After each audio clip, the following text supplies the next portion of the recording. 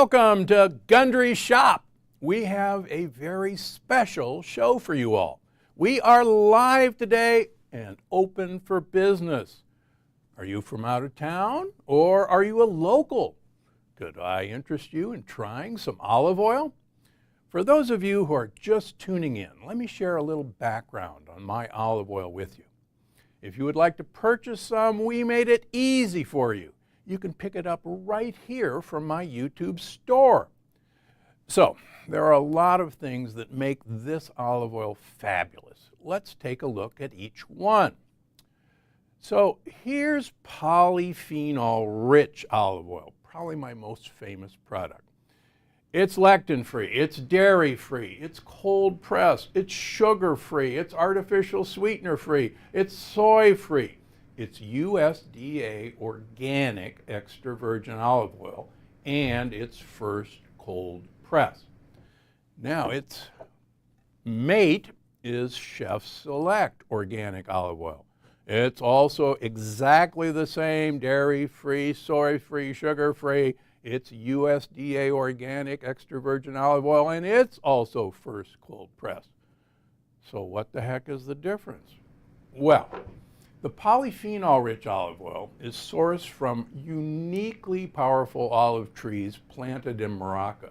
And you've probably seen videos of me examining these fields.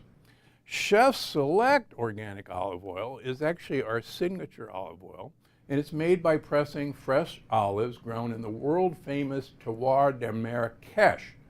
Now, this olive oil Eden is nestled in Morocco, and it's the ideal growing environment for olive fruits, allowing each olive to grow ripe and juicy with nutritious and flavorful oil.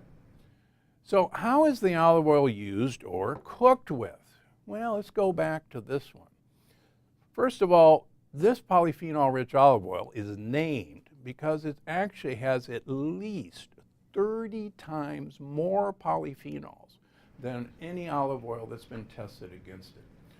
Polyphenols, those are those incredible plant compounds that are prebiotics for your gut bacteria, and your gut bacteria take those prebiotics and turn them into active compounds that benefit your health. So how do you use this one? Well, it can be taken straight. You can enjoy 1 or more tablespoons a day. Just pour it in a shot glass or out of the bottle and do a shot. You can make salad dressings with it. You can blend it into a beverage like a smoothie, and you can use it in pesto. Now, the neat thing about Chef Select, it's called Chef Select for a really good reason. There are more 1, 2, and 3-star Michelin chefs that use this product than any other olive oil, hence the name, Chef Select. This one is great for salad dressings, pouring it over fresh avocado slices, or even grilled meats. Now, one of my favorite ways to use this olive oil is with ice cream. In fact, I have a delicious coconut olive oil ice cream recipe from my cookbook that I'm going to share with you today. So, all you need is a can of full-fat coconut milk or coconut cream, about 1 2/3 cups, a half a cup of yacon syrup or pureed dates, 3 omega-3 or pastured egg yolks, or 2 vegan eggs, 2/3 of a cup Gundry MD olive oil. Use this one because I don't want you to waste this one. A half a teaspoon of vanilla extract, 1/4 teaspoon of salt, and lastly, an ice cream maker. Now, I've already got a batch going to save us a little time, but I'll share the steps it took to get here. Now, if you're using an ice cream machine, make sure the work bowl is chilled. That's a good trick. So you heat the coconut milk or cream, the yacon syrup on medium-low heat, stirring very frequently until it's hot and steaming, but just short of a simmer. Now you separate the eggs and place the yolks in a heat-safe container, like a Pyrex bowl cup works really well. Now you temper the egg yolks by adding a ladle full of the hot milk to the yolks while stirring. anyone who's made this step knows you don't want to scramble the eggs by putting them in the hot milk. Then you add the tempered yolks to the sauce pot, again stirring constantly. So then you heat the whole mixture on medium-low, stirring constantly and never letting it simmer until the custard thickens, about 6 to 8 minutes. Okay, then you remove from the heat and you pour it into a bowl or measuring cup to cool. Then you transfer it into a blender, add the rest of the ingredients and blend until fully combined, then put it in the refrigerator to chill. Please don't forget this step. Then, when it's cold, transfer the chilled custard into your ice cream maker and freeze according to your manufacturer's instructions. Now, you'll get a soft serve consistency, and that's kind of how I like to serve it. But you can freeze it for 1 to 4 hours to harden a little more before serving, depending on how you like it. Now, since I prepared this in advance, I'd say it's just about ready.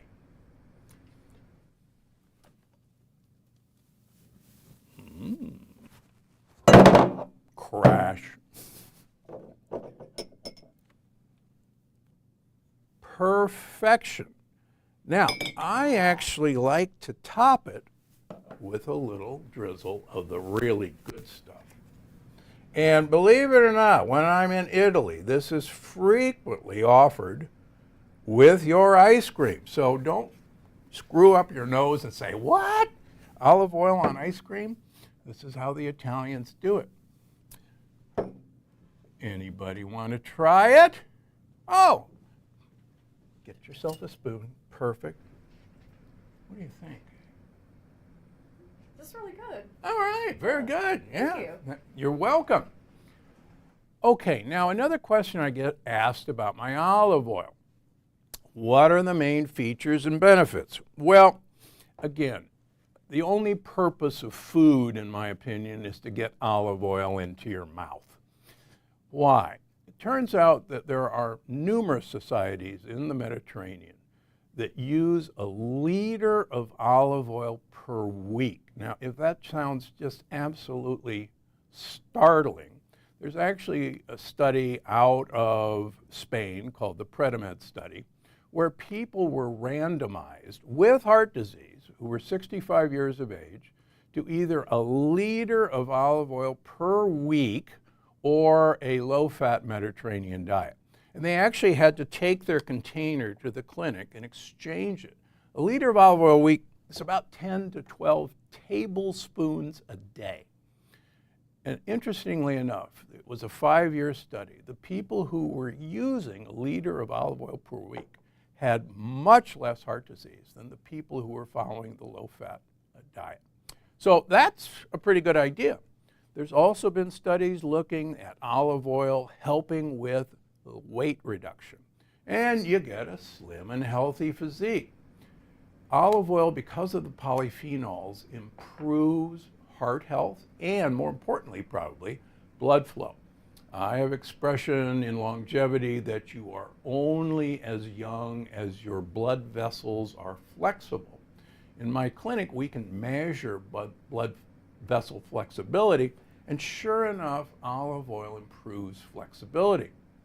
Now, that Predimed study I mentioned earlier, it turns out that people who were using the olive oil had better memory after 5 years, they were now 7 years old, than the people who weren't using olive oil. And you would expect, being 5 years older, that your memory would decline. Theirs got better. Same thing with olive oil's polyphenols. You get more comfortable joints and muscles. And as anyone who has listened to Sophia Loren, the famous Italian beauty, you know you get soft, hydrated skin. In fact, she still attributes her infant beauty and skin to the fact that she not only drinks olive oil every day, but she applies olive oil to her skin every day. Finally, the polyphenols in olive oil improve immune health. So that's pretty doggone good. The same thing is true for the Chef Select. You get that beautiful skin with a youthful glow. This sort of olive oil was used in the Predimed studies, so you get the sharp thinking and heightened natural defenses. So there's so many reasons why I say the only purpose of food is to get olive oil in your mouth, including properly made ice cream. Now, will any ice cream do? Well, you know the answer to that, but if you want to salvage a really bad batch of ice cream that you got from the store, help it out. Pour some olive oil on it. All right, does anyone have any questions about olive oil or gut health in general? Let me know in the chat. All right, Dr. Gundry, we've got our first question here. Is lion mane powder nutritious? So lion's mane is a type of mushroom, and if you've ever seen it, we're beginning to see it more and more in grocery stores and at farmers market. It kind of looks like a fluffy lion's mane. Lion's mane got famous because lion's mane and lion's mane powder will actually increase a production of a chemical called brain-derived neurotrophic factor, BDNF, that actually stimulates neurons to grow. So yeah, lion's mane powder is very nutritious. If you don't like the idea of using the powder, it comes in capsules. And again, look out for it in the stores. It's beginning to appear. It's really cool to cook, add to your dishes, but yeah, it's actually really nutritious. Okay, great. Next question, is kale powder nutritious? Yeah, so kale is one of those things that you absolutely love or absolutely hate. There's really not much getting around it. Kale is part of the cruciferous family of vegetables. This family of vegetables has a lot of health benefits. The most important that people kind of miss is that it's sulfur-containing vegetables, and kale is very rich in sulfur. And sulfur is incredibly important for making hydrogen sulfide gas by your gut bacteria. Now, that's the rotten egg smell for you purists. Believe it or not, we used to think that hydrogen sulfide gas was toxic and it should be avoided at all costs. But if you've read any of my last 3 books, you'll know that in the right amount, hydrogen sulfide gas is incredibly important for vascular health. And just the right amount is really important. And the lack of hydrogen sulfide gas is actually very damaging. I just saw a YouTube video of some person saying how dangerous these things were because it makes hydrogen sulfide gas. Nothing could be further from the truth, and the evidence is startling. Why kale powder? Again, a lot of people don't like kale, so kale powder is a great way to throw it in a smoothie and really not know it's there. Okay, can you speak to the foods that can help with menopause? That's a great question, and we recently had one of the menopause experts on my program, Mindy Pelt, and I think one of the important things we should all realize that during that transition in perimenopause, the foods that used to be really good for you often are becoming the troublemakers. And carbohydrates, which may at certain times of the monthly cycle be really useful and make you feel good, begin to have some problems. So in general, we like people in my practice to start really cutting back, certainly on simple carbohydrates. And sadly, those are the foods you seek out usually in perimenopause to make you feel better. The problem is it gives you a little hit of a sugar high and then it drops and it makes you go looking for more. And that's kind of that dreaded, 10 or 20 pounds that start appearing on your belly or elsewhere and going, but I'm eating exactly the same way. In fact, your hormones have changed so that you no longer can eat exactly the same way. I happen to find that my women who are having problems with hot flashes or mood swings do very well with borage oil. Now, borage oil you can get in capsules. You can also get it in liquid form. I find the capsules really easy. Most of my patients take 1 to 2 grams a day of borage oil. So that's a good start. Many people hear that tofu, soybeans, are really good for menopause because soybeans do contain estrogen-like compounds. My problem with tofu is not a fermented food. If you've read any of my books or listened to me, fermentation breaks down the lectins that are high in soybeans and other beans. So tempeh, for instance, is perfectly safe. Natto is perfectly safe. But tofu, because it's not fermented, is a real mischief maker for most of my patients. So please kind of stay away from the tofu and head to the tempeh. Okay, this next one is, do pressure cookers remove the lectin from pumpkin seeds and sunflower seeds? Yeah, that's a really good question. The studies that have been done on pressure cooking, one of the sad things is pressure cooking does not destroy gluten, which happens to be a lectin. Now, the good news is there is not any gluten in sunflower seeds and pumpkin seeds. So yes, you can negate the effect of the lectins in sunflower seeds and pumpkin seeds by first pressure cooking them and then roast them the way you usually would. But please don't try pressure cooking wheat, rye, or barley products or oats. It's not going to work. Okay, and then how long can you eat the olive oil after you open it? Great question. So everybody wants to know how long you can keep olive oil. The reason these are in small bottles is the minute you open the olive oil, it starts to oxidize. And you want to use this up, hopefully, within a few months of opening it. At the maximum, you don't want to go any farther than 6 months after you open it. The other thing that you got to realize is, and I go over to friends' houses, and they have their olive oil in see-through glass jars or plastic, and it's sitting up on the kitchen counter, totally exposed to sunlight. Please, please, please, put it in the pantry. Hide it somewhere away from sunlight.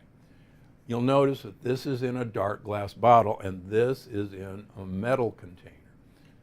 That's to protect it from the light oxidation that it'll do. And please, whatever you do, don't buy olive oil in a plastic bottle. That's the worst thing you can do. And always buy it in small batches, use it up, and get another one. Okay, this next one is maca root nutritious. Yeah, so maca root is a tuber. And tubers are probably one of the favorite foods for your gut buddies. Long ago, our maybe great-grandparents ate a lot of tubers because tubers were useful because they could store over the winter. And many, many people, my great-grandparents, had a root cellar. And the reason they were storable was they didn't go bad without refrigeration, but the tubers themselves are very difficult to digest early on in our digestion process. These are starch molecules that have all been bounded together in chemical bonds. And the more these starch molecules, a starch molecule is a sugar molecule that's been bonded several times.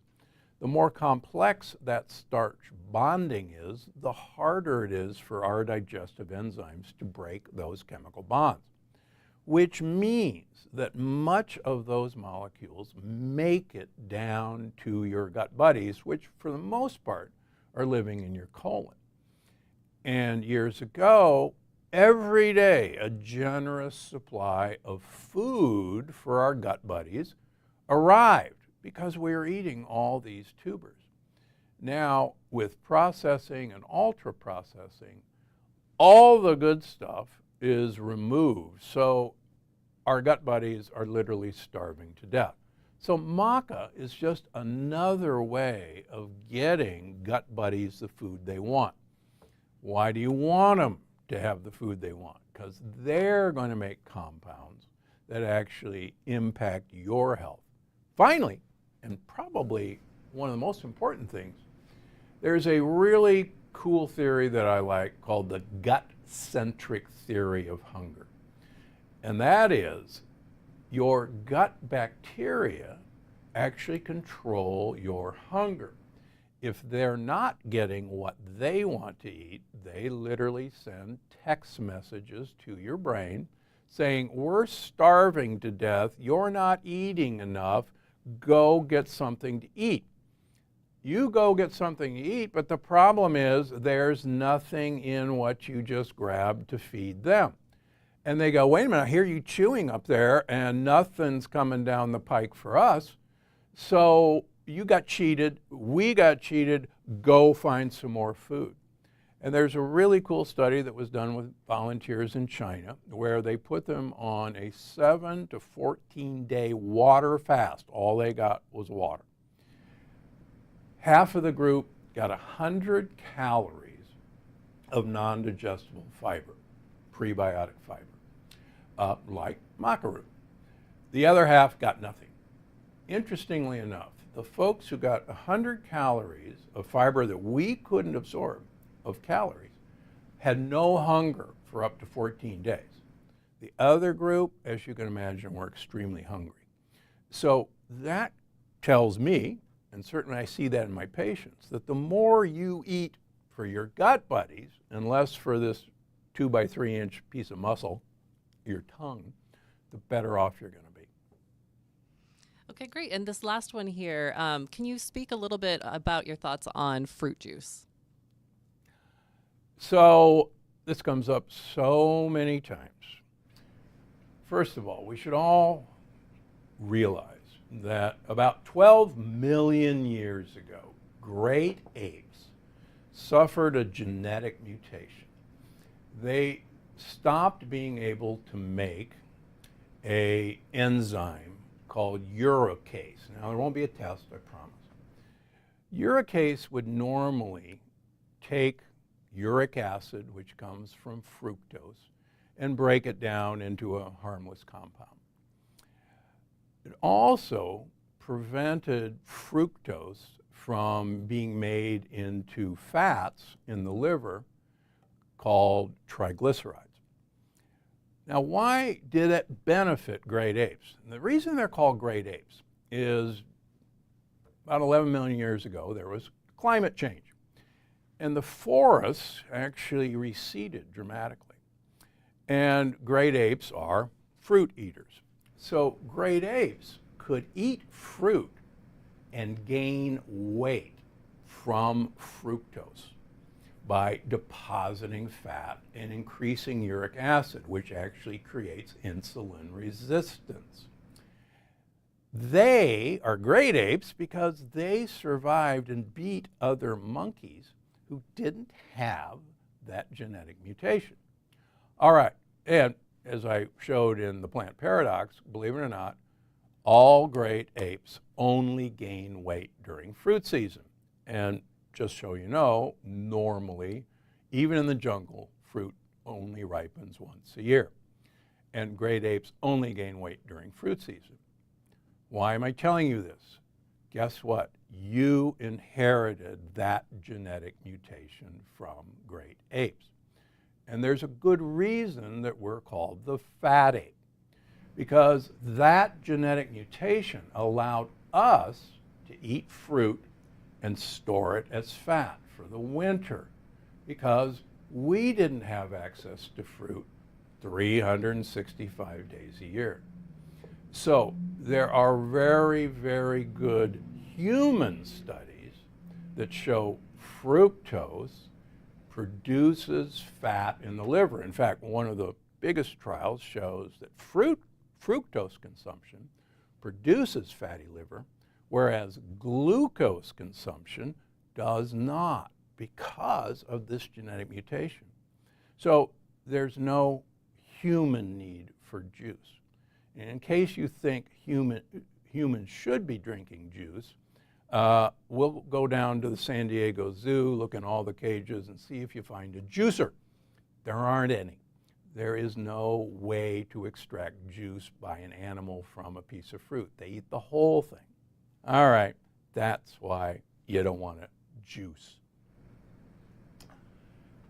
You know, all this talk of food has made me hungry.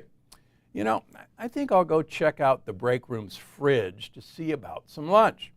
So while I do that, take a look at this video to learn more about my olive oil, and I'll meet you in the break room.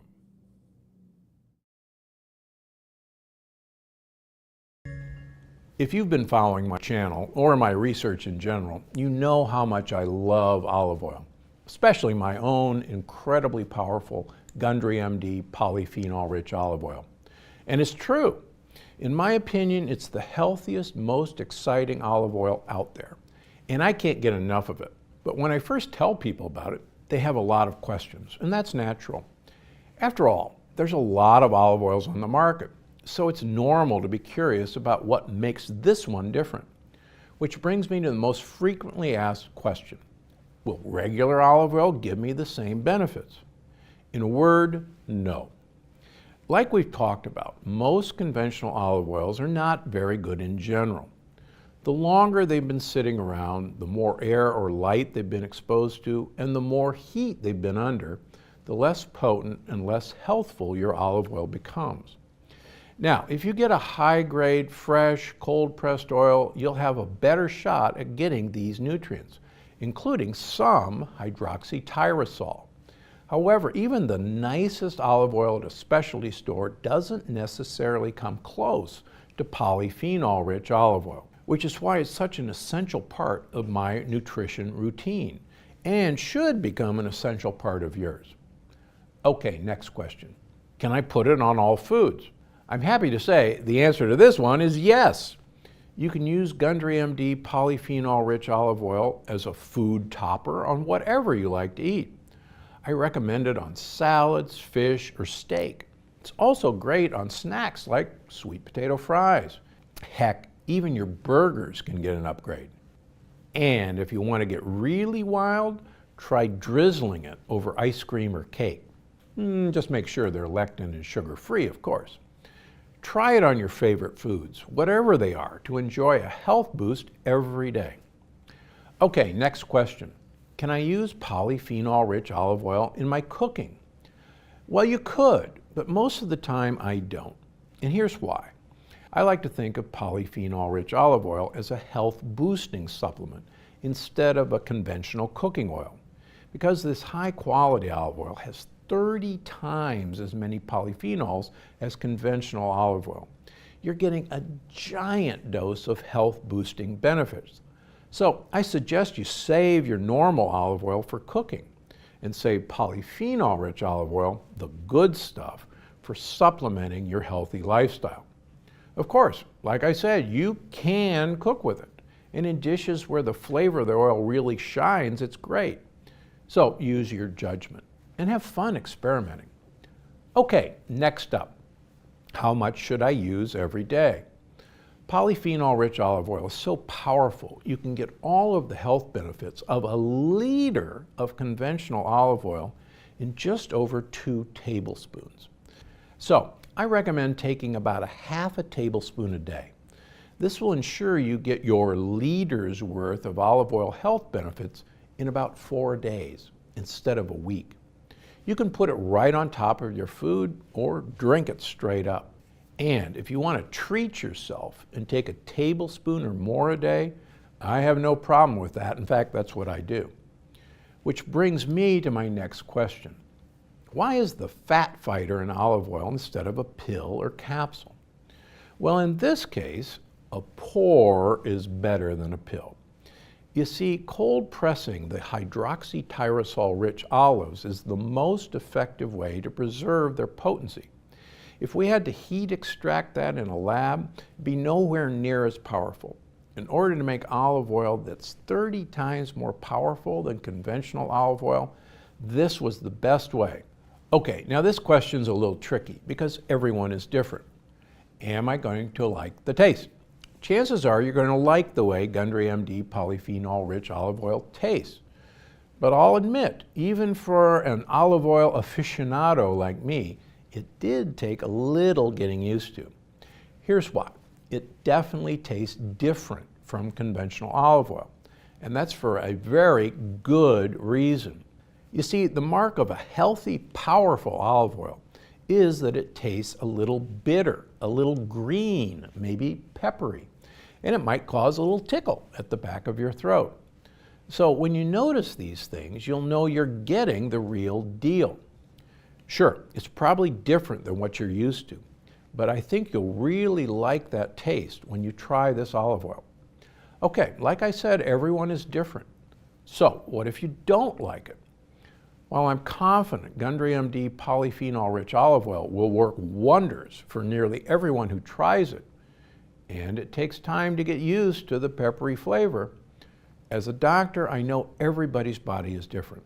So if you give this a try and don't love the way you feel, if you don't feel slimmer, more energetic, like your body is fully supported from every angle, or for any reason at all, simply call my US-based customer service center so our agents can issue you a refund.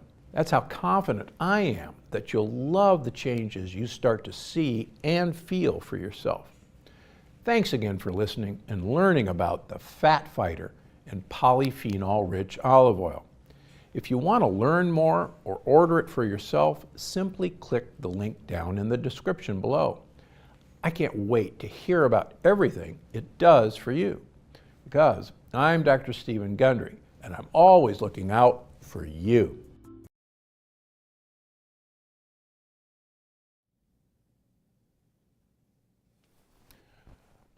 Oh, hello! We're live from the staff's fridge. It's a little cold in here. Let's take a look at everything in here and see if it's great for your gut or should be tossed out. You know, I kind of feel like a weatherman right now. It's about 35 degrees in here. Wait a minute. Do you smell something? Let me, hang on. Oh. Pete left his lunch bag here from weeks ago. Let's get rid of that. Okay, now that that situation has been handled, let's take a look at some of these items in the fridge. First of all, let's actually start with that salmon right up there. You'll notice it says Alaska sockeye salmon. Now, that's a key because Alaska, by law, the salmon has to be wild caught. So look for the word wild caught, look for the word Alaska, and you know you got a great piece of salmon on your hands. On the other hand, you gotta be a wise shopper. If it says organic, which sounds really smart, like organic salmon, or sustainably raised salmon, or Nordic salmon, or Scottish salmon, I got news for you. It's farmed raised. Now, years ago, I used to live in England, and you actually raised farm-raised salmon by feeding them ground up fish meal. And it was actually really good for you. Guess what? Fish became too expensive to feed salmon on salmon farms. And now, guess what? They're fed grain products. But what about organic salmon, you say? Well, believe it or not, they didn't follow the salmon around to see if it was eating organically. They feed them organic corn and soybeans and other grains. So organic has nothing to do with whether that salmon is good for you. Just remember one of my favorite sayings. You are what you eat, but you are what the thing you're eating ate. So that salmon is colored with food coloring to look like a salmon, and it's been fed grain. So that salmon might as well be an ear of corn, which is probably the last thing you want to eat when having a fish. But that Alaskan salmon, go for it. Okay, how about, well, right next to it, how about those eggs over there? So eggs are a slippery slope. In general, you want to buy eggs that say pasture raised and preferably say corn-free and soy-free. Remember, just because the chicken was out in the pasture, most farmers have to supplement their diet with other foods. And most of them will use corn, soybean, or other non-lectin-free foods. So just because it said pastured, be careful. Now, is that a whole lot better than free range or cage-free? Absolutely. Remember, the definition of cage-free means it wasn't kept in a cage. But you could keep seriously 100,000 chickens in a warehouse without cages, everybody up against each other, and they're still cage-free, but they haven't moved a bit, and they're fed corn and soybeans. If it says free range, by law, the farmer can keep those same 100,000 chickens in the warehouse, open a door for 5 minutes a day to a 3 by 3 foot patch of dirt, and the chicken has the potential to go outside. That's the definition of free range. So it is a trick. The other option, which I like a lot, is look for omega-3 eggs. These are chickens that are fed either flax seeds or algae or both, and they have a high omega-3 content in their yolk. So if it says omega-3, that's your best bet to know that you are controlling what that chicken ate. What else we got? Well, see that big carton of milk over there? Here's the problem with milk. First of all, folks, you're not a baby cow. And the only person that should be drinking baby cow's milk is a calf. Milk has growth factors that make these animals grow quickly because mom doesn't want her calf eaten by wolves or other predators. So we really want those animals, whether it's a sheep, whether it's a goat, whether it's a calf, to grow quickly. Humans grow very slowly, and the last thing we want to give our kids are these hormones that make them grow rapidly. In fact, if you've read my books, you know that kids who grow rapidly sadly have a much higher incidence of cancer than kids who don't grow rapidly. Finally, most American cows are Holstein cows, the black and white cow. That's a casein A2 cow. Casein A1 cows are the kind of pretty colored cows like Elsie the cow back in Borden's days.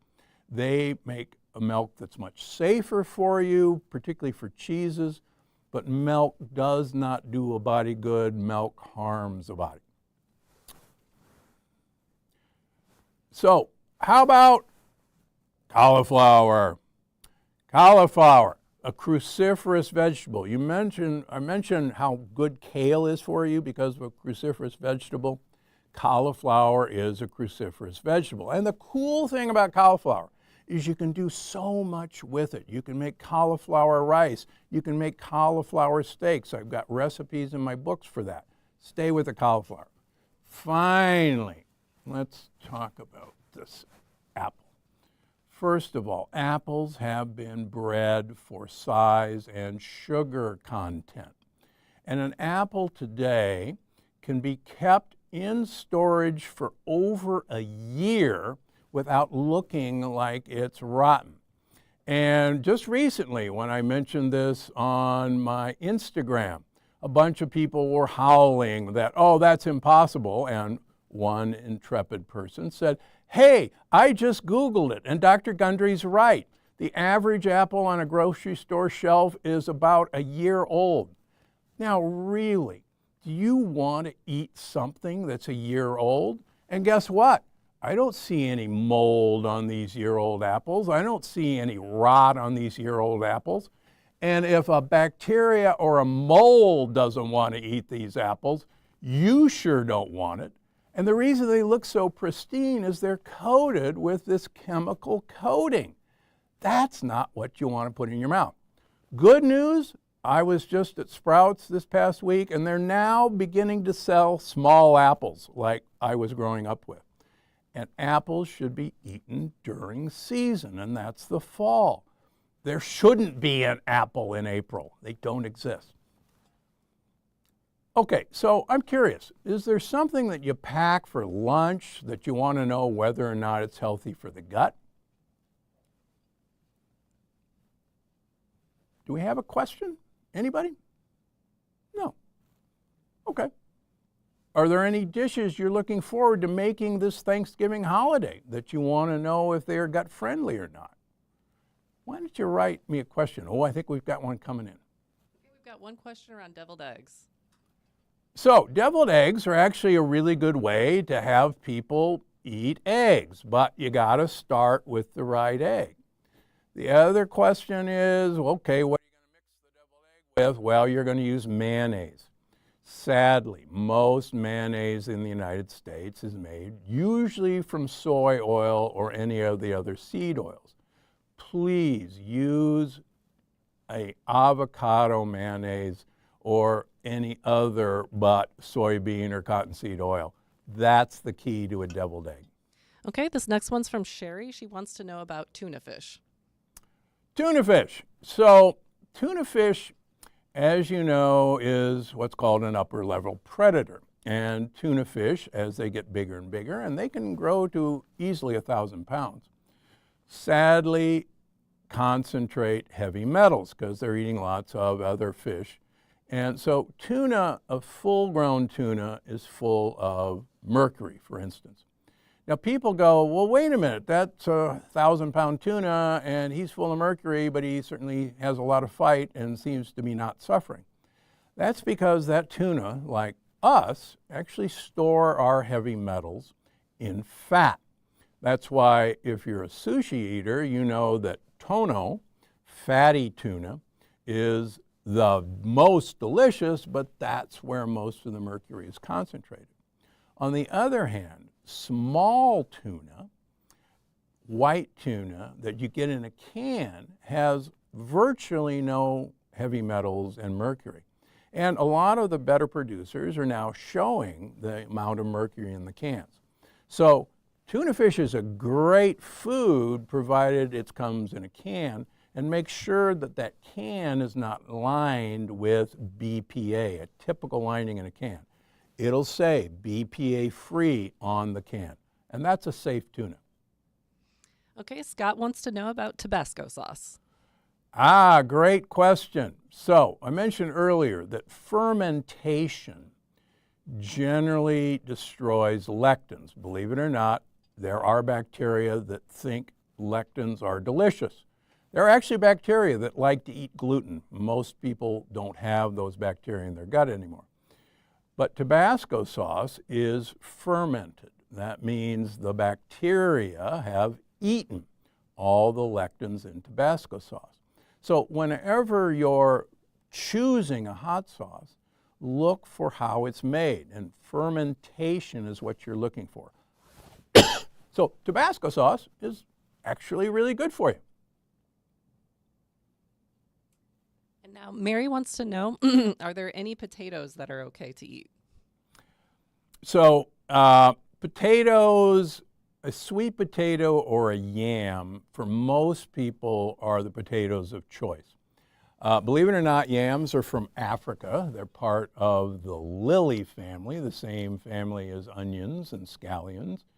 The sweet potato is actually from the morning glory family, and it's actually an American plant. Now, I do have a few patients that react to sweet potatoes on a food sensitivity list. With my first book years ago, Dr. Gundry's Diet Evolution, my editor and I spent 2 pages trying to explain the difference between a yam and a sweet potato. Because of this, and long story short, it's so confusing because they're usually mislabeled in a grocery store. The yam is that ugly kind of white one. The sweet potato is kind of the orange one, with one exception. The Japanese sweet potato, or the Okinawan blue sweet potato, that's one of the best. That blue coloring is a polyphenol, and our gut buddies love them. Finally, if you're going to use any of these potatoes, cook them first, put them in the refrigerator, and then reheat them. You'll get a resistant starch. Finally, people write in and say, I'm eating blue potatoes. And no, a blue potato is actually from Peru, and it's not the right potato. Sorry. Okay, this next one is from Yvonne. What's the best protein for vegans? Oh, that's actually a really good question. So I think for vegans, we have really 2 choices.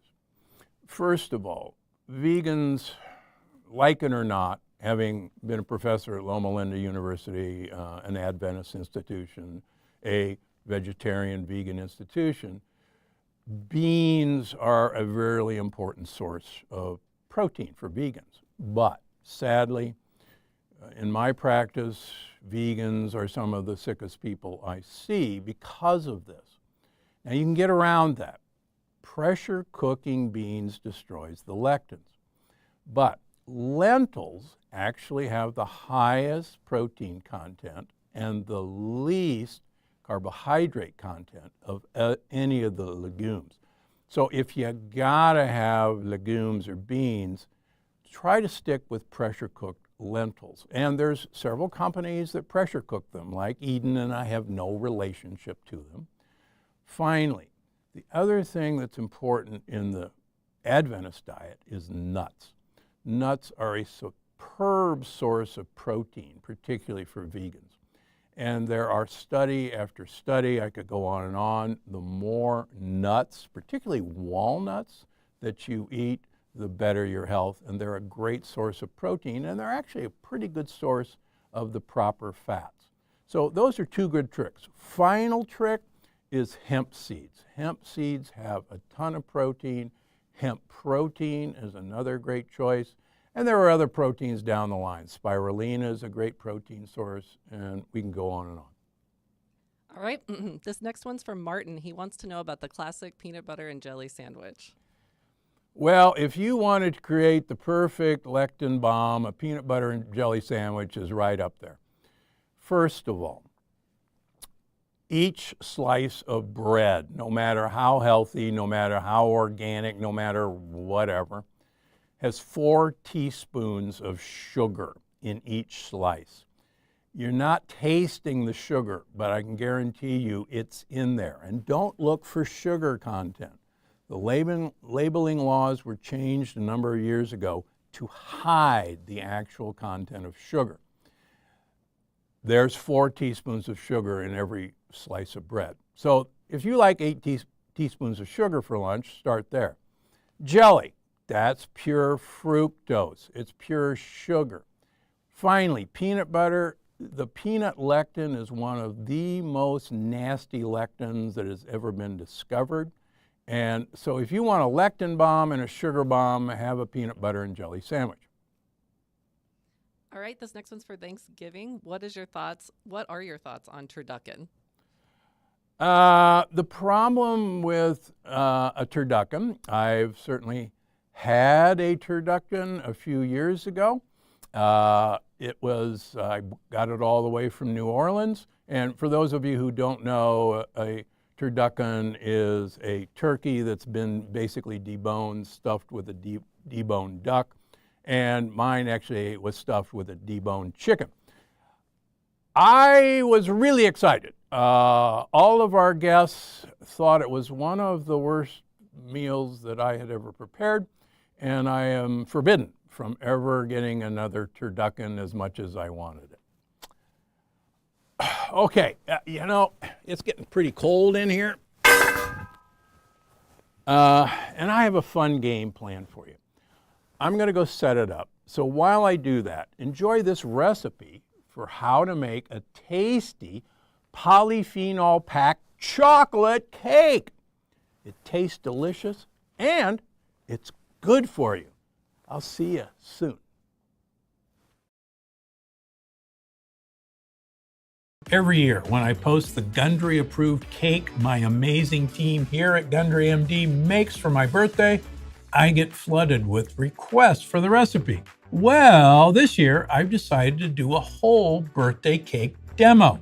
I call it the Polyphenol Packed Life by Chocolate Cake. It's delicious, sugar-free, lectin-free, and full of polyphenol-rich ingredients that will help you and your gut buddies thrive thanks to the dark chocolate, matcha, espresso, pistachios, and olive oil. Plus, this cake is rich in prebiotic fiber thanks to allulose. Oh, and I have vegan ingredient alternatives as well. Okay, let's get started. Start by preheating your oven to 350 degrees and grease an 8-inch springform pan. Now we're going to combine all our dry ingredients. We've got 1/2 cup allulose powdered, 1 teaspoon baking powder, make sure it's aluminum free, 1/4 teaspoon iodized salt, 1/2 cup of sorghum flour, 1 teaspoon natural non-Dutch cocoa powder, 1 tablespoon espresso powder, 1 teaspoon matcha powder, and 1/4 cup pistachios chopped. So in a mixing bowl, combine all these dry ingredients and mix until the ingredients are all distributed. And you can have fun, you can use a whisk, you can use a spatula, you can use a couple of forks, whatever you got laying around the house. Just make sure it breaks up nicely. Put that to the side while we work on our wet ingredients. We've got 9 ounces melted dark chocolate, 4 tablespoons butter, French or Italian, 2 tablespoons MCT oil, C8 preferably, 2 tablespoons extra virgin olive oil, 1/2 teaspoon vanilla extract, and then 4 whole eggs. Now get pasture-raised, or if you want a vegan replacement, use just egg, which are now in almost every grocery store in the egg section. So you take your melted chocolate and add the butter, olive oil, just like we did, and now let's whisk it until it's all combined. Slowly add the dry ingredient mixture into the chocolate mixture, slowly whisking until a batter is formed.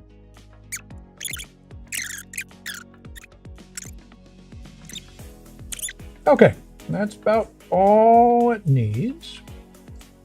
Pour the batter into your greased pan.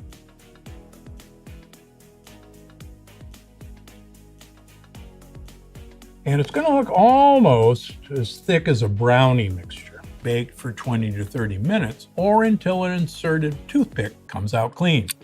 Now allow the cake to cool before removing from the pan. And it's really easy. Now, what you probably want to do is just dust it with a little powdered allulose or even a monk fruit sweetener. And, get creative, make some faces or lines. And that's plenty, just like that. You made a phenomenal sugar-free, lectin-light, plant paradox-compliant chocolate cake that's packed with polyphenols. And remember, there's lots of other ways to do this. A single layer, isn't your thing, then you can make small double layers and put some lectin-light frosting on it and have a beautiful cake that looks more like a birthday cake. So the next time a loved one or friend is celebrating a birthday, help support their health by whipping up this cake that you all love and your good gut buddies will also love. And just like that, you've made a phenomenal sugar-free, lectin-light, plant paradox-compliant chocolate cake that's packed with polyphenols. The next time a loved one or friend is celebrating a birthday, help support their health by whipping up this cake that you all love and your good gut buddies will also love.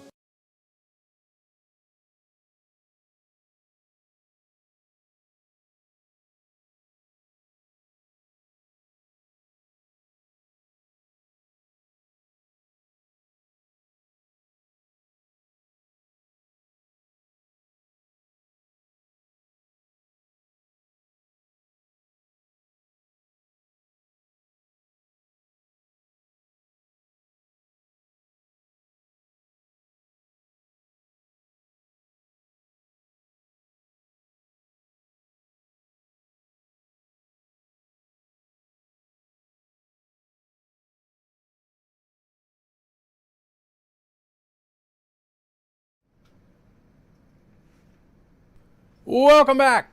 Oh, I hope you enjoyed the polyphenol chocolate cake recipe. It's so easy to make, and it's sure to be a hit at your next get-together for the holidays.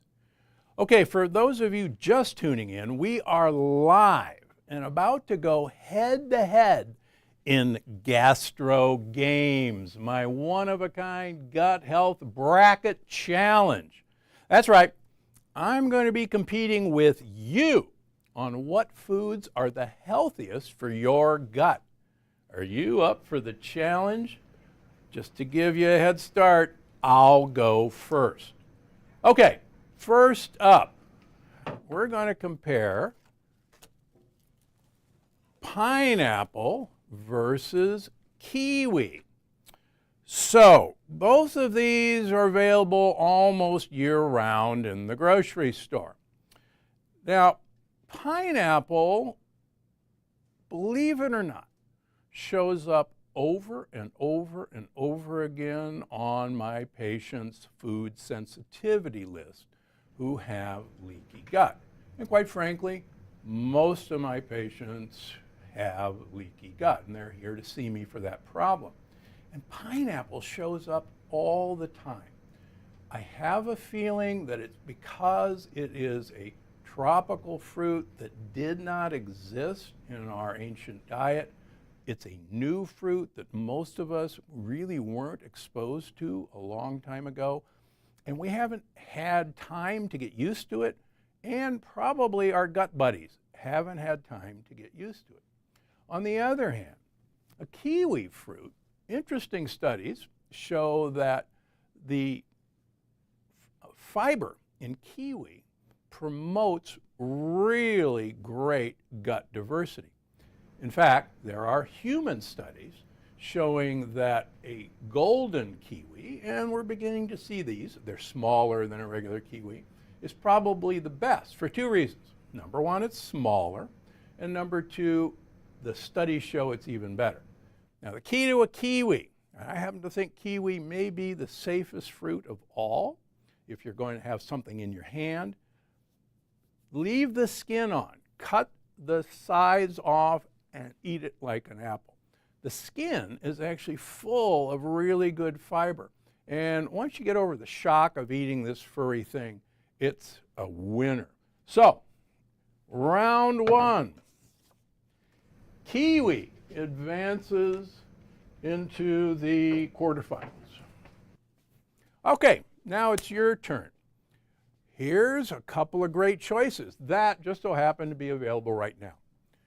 All right, audience, grapes versus pomegranate. First of all, let's talk 3 interesting facts about grapes. There are more than 8,000 different grape varieties. Now, it takes about 2.5 pounds of grapes to create 1 bottle of wine. And the oldest known winery was located in Armenia. The Armenian winery dates back to around 4000 BC. They've been around a long time. And quite frankly, they weren't around primarily to eat them. It was to make wine from them. All right, fun fact about pomegranates. Turns out the pomegranate was considered a symbol of prosperity and ambition to the ancient Egyptians. Pomegranate trees can live for up to 200 years. My tree in my yard is only about 5 years old, so I got to stick around for it. Pomegranates, as I mentioned, are typically in season from September to December in the United States, and they're readily available. And don't be afraid of buying a whole pomegranate. There's some really cool, cheap ways to get the seeds out of pomegranates that you can buy wherever you buy hardware or cooking supplies. And it's really fun to see them. Besides, you can get your hands all pretty and red. So those are fun facts about it. So I want to have you vote. I want you to decide which is the better choice for these seasonal vegetables, grapes or pomegranates. Send your votes in now, and I'll sit here and wait. It looks like pomegranates is the winner for this one. Very good. You guys have been paying attention. Pomegranates make it into the next round. Oh, I'm not supposed to take that. I'll get it over here. Next round. And grapes, they need to go in the vat and make some wine for us. Okay, next up, it's my turn. Let's do beets versus eggplant. All right. Oh. Eggplant. Folks, an eggplant is a nightshade vegetable. I'm sorry about that. It is. Also, it's a fruit. It's not a vegetable. Anything with a seed is a fruit. And when we say fruit, that means it has a lot of sugar content. But there are ways to detoxify an eggplant by either buying it very small, it takes a while for the lectin content to increase, or peeling it and taking a lot of the seeds out. But an eggplant is a nightshade loaded with lectins. Well, how about beets? So, beets are a tuber, and it's a root vegetable. So it is a starch or sugar storage system of the plant. Now, beets are unique, as any of you who watch TV know, that beets contain compounds that increase our nitric oxide levels in our blood. And nitric oxide actually dilates our blood vessels. There are good human studies showing that the compounds in beet root actually dilate blood vessels in humans. And if you mentioned earlier, if you were with us from the start, you're only as young as your blood vessels are flexible. So the problem with beets is that beets are not called sugar beets for a reason. They have a lot of sugar. So interestingly, in Italy, many people order a beet carpaccio. And what it is, it's raw beets that are very thinly sliced. They're covered with feta cheese or pecorino cheese and then loaded with olive oil. And they're absolutely delicious if I can get you to eat that way. Just be careful. When you cook beets, they become much more easily absorbed as sugar. But between the eggplant and the beets are the big winner. Oh, and by the way, don't wash your beets. Get your hand, pull the dirt off. You'll learn in my upcoming book, The Gut-Brain Paradox, that the bacteria on root vegetables are incredibly good for you. So eat the beet, raw. Beets, move on. All right, audience, it's your turn. What do you think between radishes and bell peppers? We just talked about a root vegetable. Let's go for the bell peppers. Okay, now, I hope everybody realizes that a pepper, whether it's green, red, orange, they're all the exact same as a green bell pepper. These are just mature. Now, bell peppers are native to Central and South America. That should give you a warning. They are a modern food that we from Africa, Europe, or Asia were not exposed to until 500 years ago when Columbus started Columbian trade. We haven't had enough time to get used to these guys. Plus, peppers have lectins in actually two forms, in the skin and in the seeds. But if you've read Gut Check, you also know that bell peppers actually have a lectin that's called an aquaporin, which can actually cause leaky gut and even worse, leaky brain. So, bell peppers, foreign to us until 500 years ago, loaded with lectins. If you have to have them, peel and de-seed them. I'll tell you a fun story. Recently, I saw one of my patients who went on a red bell pepper kick where he was eating several peeled and de-seeded red bell peppers a day because they're so healthy, he thought. Imagine his surprise when he went from pre-diabetes to diabetes, and when I looked at what he was eating, the healthy peeled and de-seeded bell pepper was the only thing that he had changed in his diet. All right, that was a little tip-off, but I want you guys to now go back to the root vegetables and think about radish. So radishes, number one, are a fast-growing plant.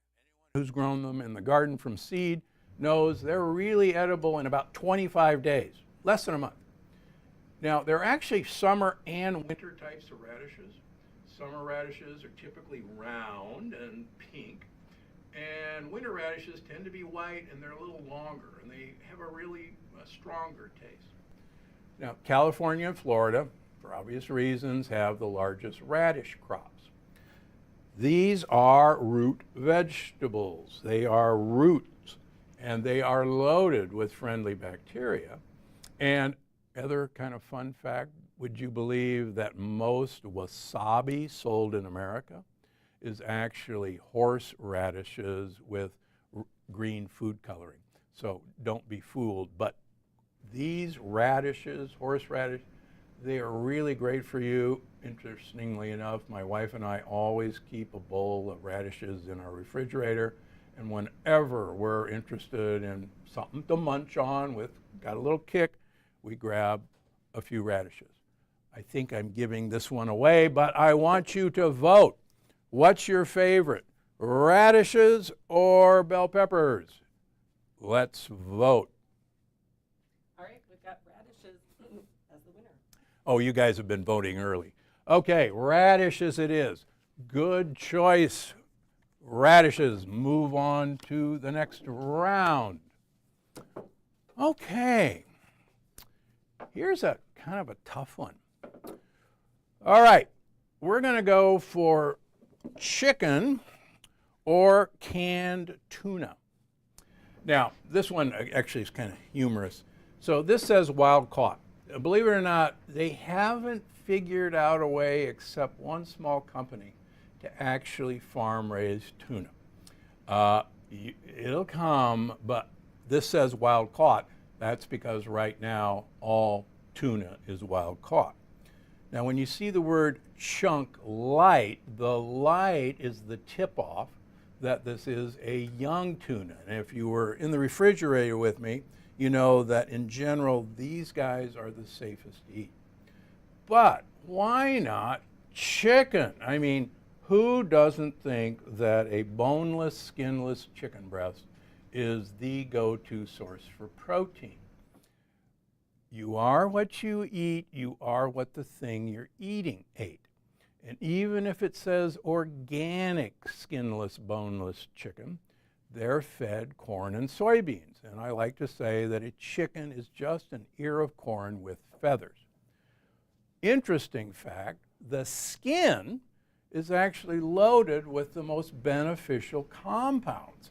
It has spermidine in it, which is one of the best longevity compounds known to mankind.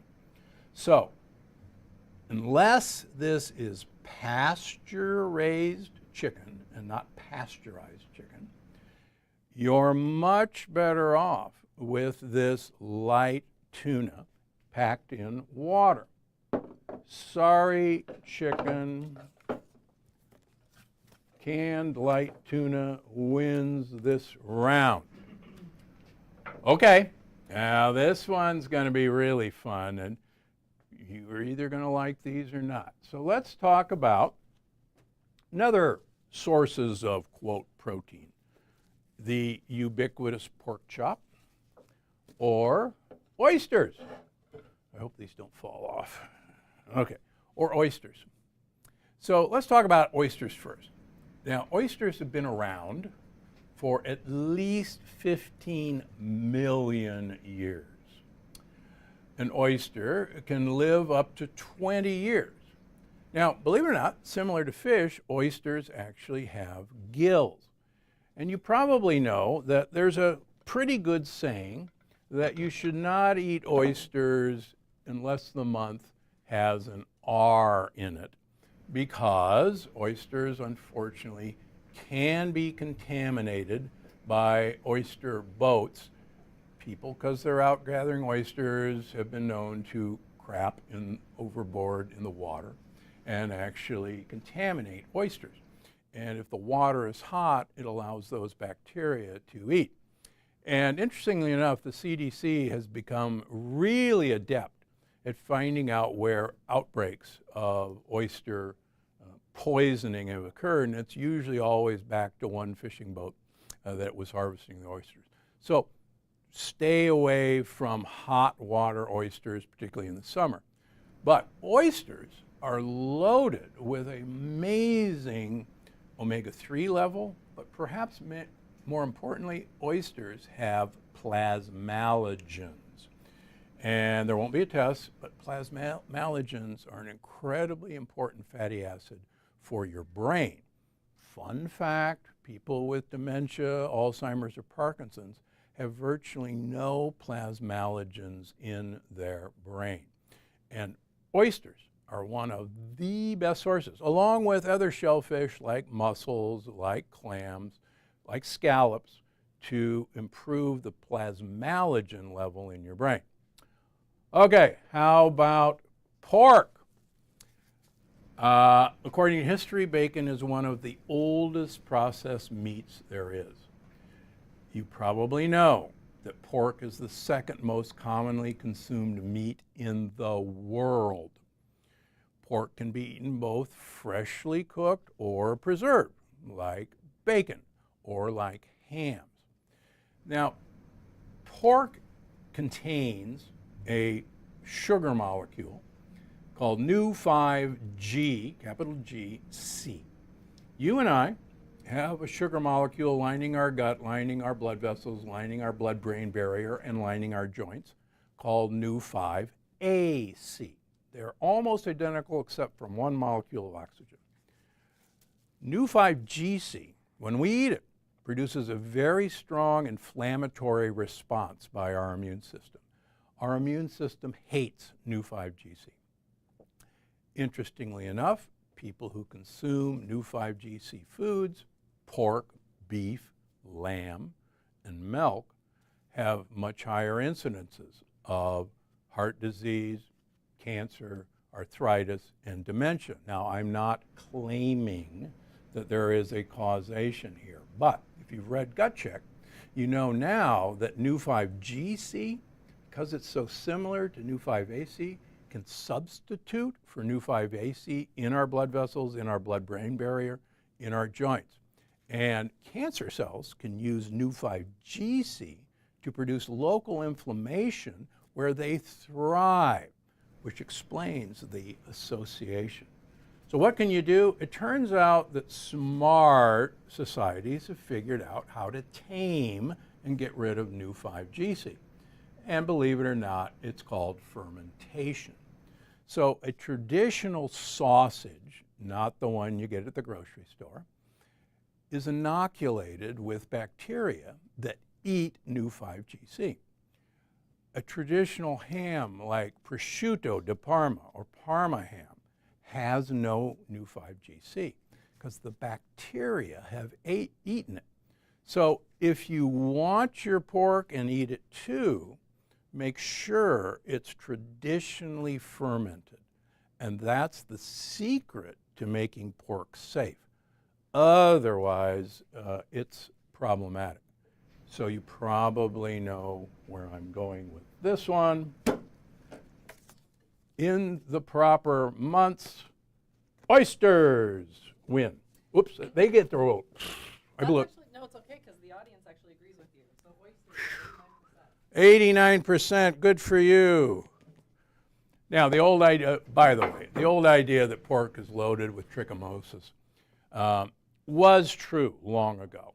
But really, the way pork is raised in Western worlds, there is really no risk of trichomonas anymore. Okay, good vote, guys. You know, somebody want to vote while we're listening. Anybody hate shellfish or allergic to shellfish or really think oysters are just one of the worst foods that anybody can eat? My wife would agree with you about oysters, but she loves mussels and clams. So who knew?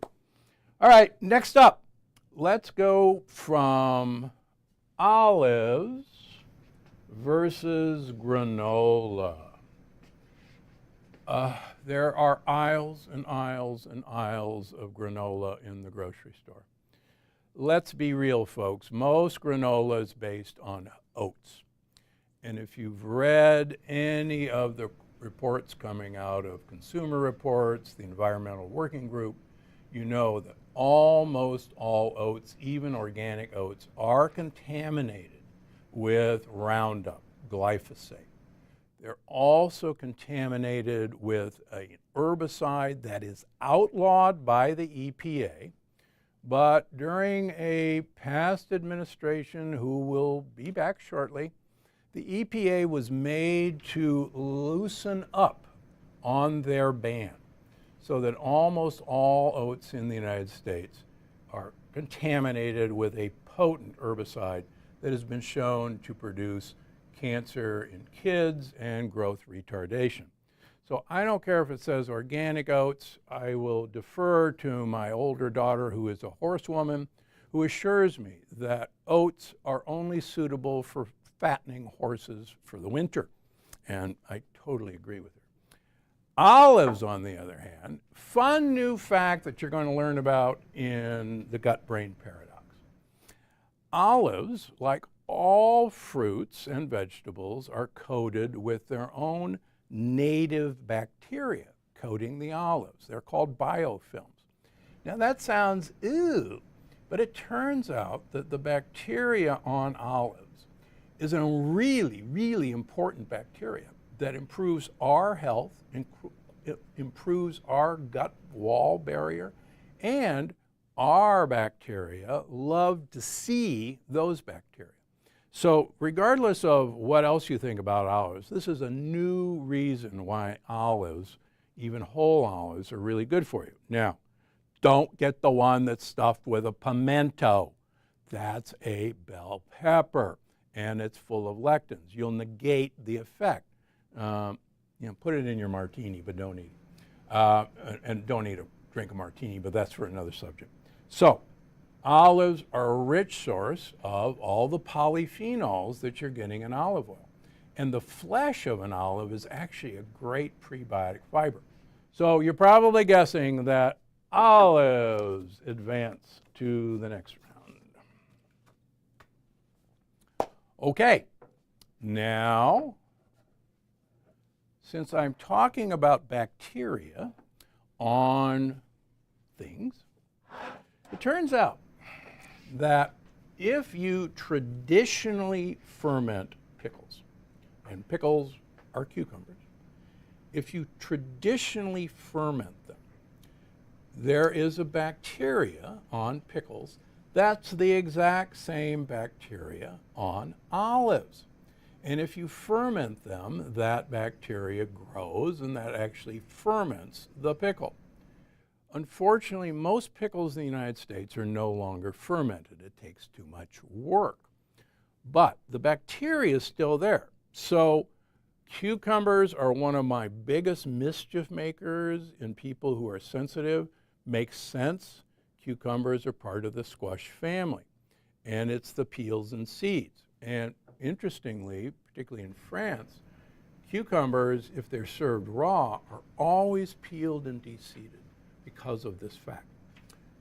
But what are we going to do with this jar of pickles? Well, I learned from my mother the only purpose of having a jar of pickles is the pickle juice, because the pickle juice is actually loaded with these bacteria. She didn't know it, but that's so. If you're going to get the pickles, vote for the pickle juice. The term in a picky actually came from Shakespeare. Now, Americans sadly consume about 20 billion pickles a year. And we're coming up on National Pickle Day, which is November 14th. So get yourself a jar and use the pickle juice. And by the way, get your tuna, which we selected somewhere along the line. I selected it. Get yourself some non-soy-based mayonnaise and mix in the pickle juice and you'll have a perfect food. Just don't put it on a sandwich, please. All right, trail mix. Oh my gosh, who doesn't like to go to Costco and pick up trail mix? Well, trail mix was created as a food that could be packed and prepared for hikes. Duh. Trail mix is known as scrogan in Australia and New Zealand. It's the same stuff. Now, Native Americans consumed a version of trail mix that actually took dried buffalo meat with berries and pounded it into pemmican. And that was actually a useful trail mix because the buffalo meat was fermented in a process of drying it. Our trail mix, unfortunately, is probably one of the most dangerous foods you can eat. First of all, the almonds. The peel in almonds has a really nasty lectin that a ton of my patients react to. Cashews. Cashew is not a nut at all. It's a cousin of poison ivy. And if you think eating poison ivy on your hike is a good idea, try it the next time and see what you think. It usually has dried cherries. Now, dried cherry sounds like a good idea, but these dried cherries are always coated with sugar. So this is just a sugar bomb. And invariably, you're going to see pepitas or sunflower seeds or pumpkin seeds, and those are little lectin bombs. And just to make things worse, I don't see them in here, but they're usually there, there's chocolate chips, which is really not chocolate at all. So this is one of the worst things you can eat on your hike. So let's vote. All right, we've got 90% of pickles. Oh, all right. Okay, pickles win. Best of two bad choices. Good. Well, that's okay. So take your pickle juice on the hike and hydrate. Okay, now we're down to, let's see, we're down to two foods up here. So we've got the kiwis and the beets. So there's so much to like about both of these, but I guarantee you that if you're choosing between a raw beet and a raw kiwi, this is by far the best choice because you'll probably eat that, and you're probably not going to munch on a raw beet. But they're both really good, but I'm going to the kiwi, and if you can find the golden kiwi, get them, they'll be worth it. Kiwis win. Okay, now we've got pomegranates versus radishes. Oh, it's getting tougher and tougher. Anybody want to vote? Or do we have votes coming in? Oh, votes are coming in. Stay tuned. We'll get our winner in a second. Look at that pomegranate. By the way, don't be afraid to buy the pomegranates already seeded. They're really easy to find this time of year, but it is really fun to try your hand at peeling them, to de-seeding a pomegranate. All right, we have our winner, pomegranates. Okay, pomegranates advance to the next round. Once again, they're loaded with polyphenols. If you have the right set of bacteria in your gut, you will turn them into one of the most important postbiotics ever described, called urolithin A. And fun fact, super old people have the right set of bacteria to turn the compound in pomegranates into urolithin A. And that may be why pomegranates are really one of the oldest and most popular fruits. All right, now we're down to tuna versus olives. All right, I'm going to let you down on this one. You may or may not know that we are over-proteinized in America. We eat far too much protein. Most Americans eat anywhere from 3 to 5 times the amount of protein they actually need in a day. And we're always consumed with, we've got to have animal protein. Now, I was raised in Omaha, Nebraska. I have nothing against animal protein. But because we have so much protein in our diet, I'm actually going for the olives, for the right bacteria, for the right oils, and for the right fiber. So this was a tough one, and don't get mad at me. The olives advance to the next round. Okay, now, oysters versus pickles. I know where I'm voting, but I can't wait to see what you choose. And the answer is coming in. Still wait for some results. Waiting for results. Do, do, do, do, do, do, do, do. We should have some music for that, don't you think? And I think this is really close. We're still waiting. Come on, vote. Right. Oysters. Oysters. Oh, wow. Okay, good choice. I would have voted that way. I like plasmalogens. And again, it's one of those things that none of us even thought of. Oysters are really great for your brain. Not sure about your love life, but oysters are great for your brain. Okay. What's up next? Oh my gosh. We're getting to the final round. Okay, now we're between kiwi and olives. Oh, this is really tough. This is really tough. I mean, kiwi really feeds your good gut buddies. There's a lot of cool polyphenols in kiwis. But olives feed your gut buddies. They contain a gut buddy that you won't get except in pickle juice and olives. They contain the right oleic acid. I'm going with olives. Of course, a guy who says the only purpose of food is to get olive oil into your mouth probably would choose olives, but olives win this round. Okay, now we're down to, oh, this is going to be fun. Pomegranates versus oysters. Couldn't be more wildly different. I know where I'm voting, and I may have given you the clue, but there's something to like about both of them. So get the votes in. Tough decision. These are all getting tough. And we're playing the music, the waiting music, and coming in, the votes. It's exciting. All right, Oh, the pomegranate wins. I would have done that too, quite frankly. This really cool compound, urolithin A, turns out actually stimulates your mitochondria to grow and divide and actually to take out the garbage of bad mitochondria. And it may be this compound, urolithin A, which is one of the big differences between the super old people who are doing great in their late 90s and early 100s and the not so great older people. Okay, so do I get to decide or are they going to vote? Oh my gosh. Well, I'm going to, because pomegranates are only available for a certain time of year, and olives are available year-round, and it's that time of year for pomegranates, I'm actually going for pomegranates as the winner of the Gastro games. All right. Now, I think that everybody wins in this.